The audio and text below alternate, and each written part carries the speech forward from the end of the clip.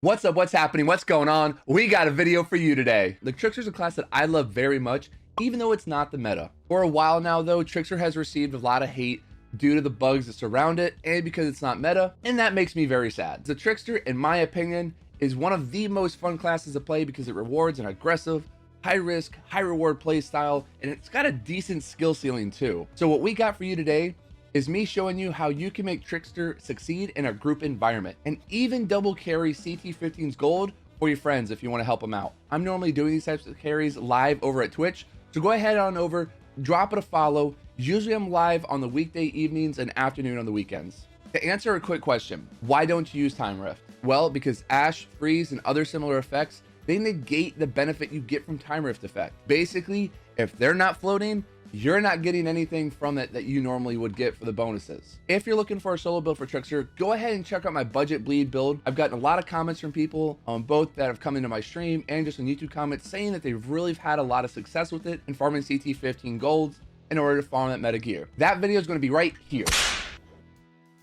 Be sure to click the like button. Be sure to share this with a friend, especially if you're liking Trickster. Yeah, I'm looking at you players who have that hidden desire to play Trickster. I know there's a lot of you out there. It's our favorite class. We love it. If you're not subscribed to this YouTube channel and you love Trickster, be sure to hit that subscribe button and ring the bell. I appreciate you doing that. Be sure to make someone smile today. All right, much love everybody. Until next time. First thing we're going to be going through is going to be our skills. We're taking our staple 3, or our Trickster Holy Trinity, if you will. Twisted Rounds, because this boosts our damage to our weapon. This is 50% anomaly power, 50% firepower. Venator's Knife, because it's going to give us that beefy damage on that first shot. And because it's group play, and if you're doing carries, you really want to emphasize getting maybe a crit with that and getting that really big raw damage, especially because the only person you can rely on for this is going to be yourself. And then Hunt to Prey. We're going to be getting the reload. We're going to be getting the weapon damage bonus. We're going to be getting the mobility, which indirectly gives us survivability. It's just a really all around, it's a staple of Trickster in my opinion. Moving on to the class tree. This doesn't change much. So for this one, I am just going to go through them really quickly. You guys can see this. I will have a link for this class tree down in the description below. So you can click that, and then that way you can just copy it over, or you can screenshot from the video, completely up to you. All right, so I've got the first node, close range weapon damage. We've got the armor piercing increase, increased weapon damage, increased shotgun weapon damage, increased close range damage. I'm taking the crit damage by 20% node instead of the cooldown. Here's the reason why. Remember, this is supposed to be for group play, and if you're going to use it for carries, you are the killing source, right? You're the primary contributor towards that. So if you had the crit damage increase, when you use Venator's Knife, if you can prioritize that headshot or that crit shot per se, it's just going to be nice to have that extra boost.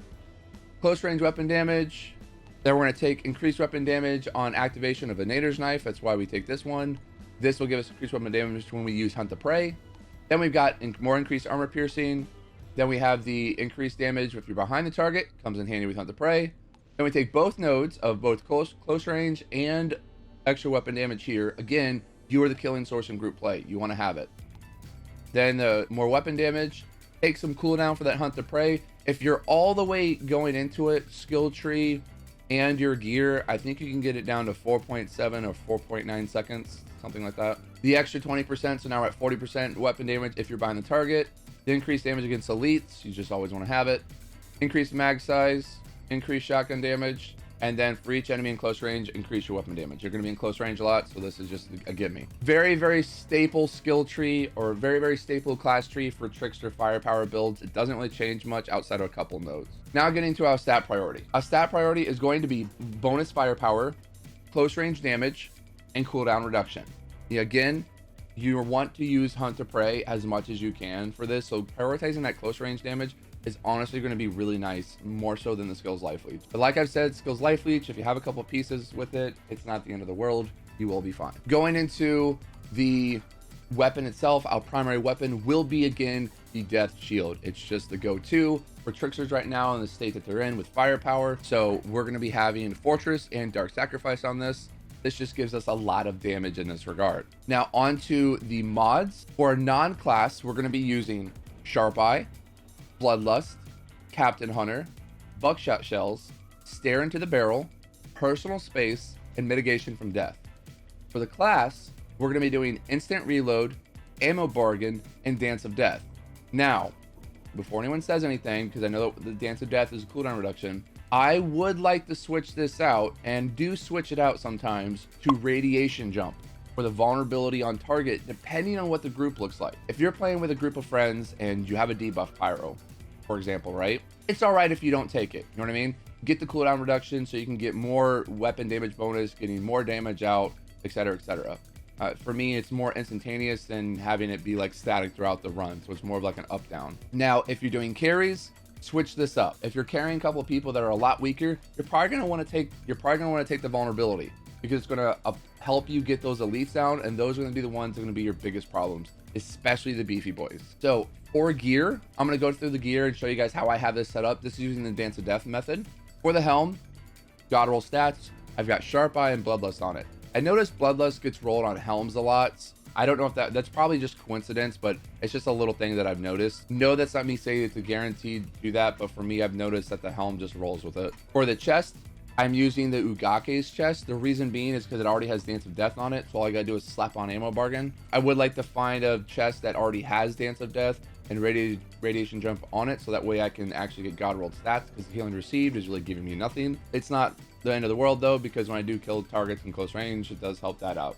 So it's give and take. For my legs, I have got God roll stats, and I've got Captain Hunter and Buckshot Shells. For my gloves, I have got God roll stats with personal space coming on them, and through on Stare into the Barrel. For my boots, I have got God roll stats with mitigation from death coming on them, and through on instant reload. The mitigation from death is actually going to be a double whammy for you. It's going to give you survivability defensively, and it's also going to help you offensively, because when you have increased armor, you get increased damage because of Death Shield. So it's a really good trade-off for taking that, especially in a group carry environment.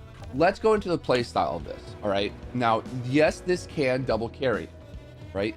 It 100% can. That being said, it's not going to be as fast as, say, doing techno.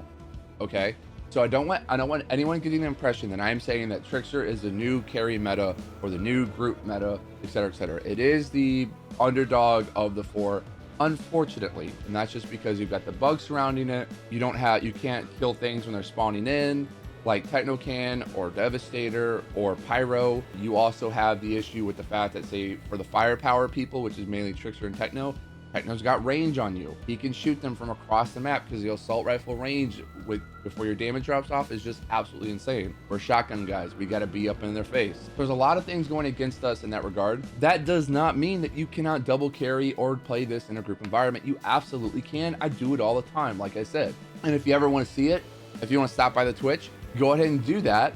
You can request it. I don't mind doing one run, going on the Trickster just to show that. But it's a lot of fun. Keep in mind, it's going to be more high risk, high reward. You're going to have to think more. You're going to have to think proactively more. There's going to be more management of your ammo and everything else, and position awareness.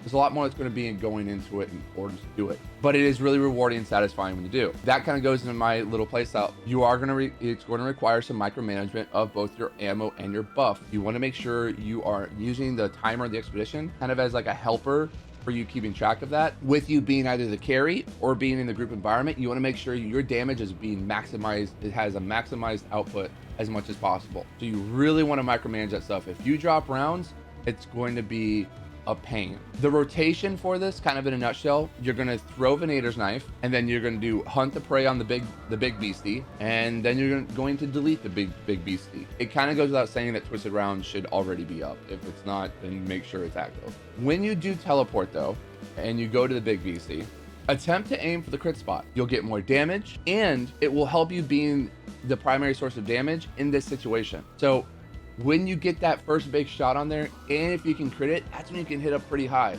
I've hit upwards to the close of like 20 million on like a Broodmother without a debuff pyro. With a debuff pyro, I've hit like 42 million before. It was like 38 to 42, usually in the range I'm usually at. So that being said, now to the part that usually can be frustrating. I'm going to warn you, there are a lot of bugs with our abilities on Trickster, and it can be very, very frustrating when you're trying to play the class. Know the bugs are going to happen, especially with Hunt the Prey, when you won't be able to teleport or use Venator's Knife on targets that are just spawning in compared to the other classes. You'll have the situation where maybe you just can't do anything and you have to go down in order to reset that so you can use your abilities and shoot. You might Hunt the Prey and it'll clip you around the target. Prioritize your targets accordingly.